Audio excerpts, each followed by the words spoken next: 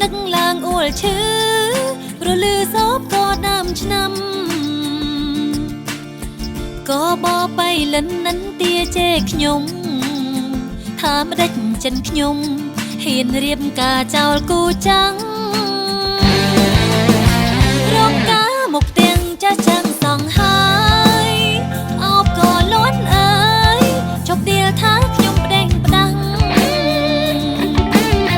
ការពិនខ្ញុំស្មោះនឹងសងសាណាស់តែរឿងបដូរផ្លឹងក្រឡើងមកពីចាំងទុំ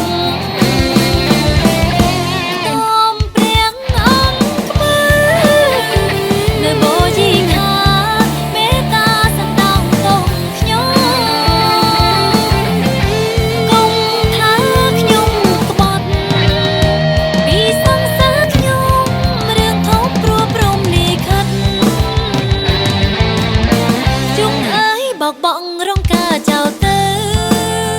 កុំអោយអាស្រូវញាតផៅចោតខ្ញុំក្បត់ចិត្តបៃលិនអូតងសូមបងអាណិត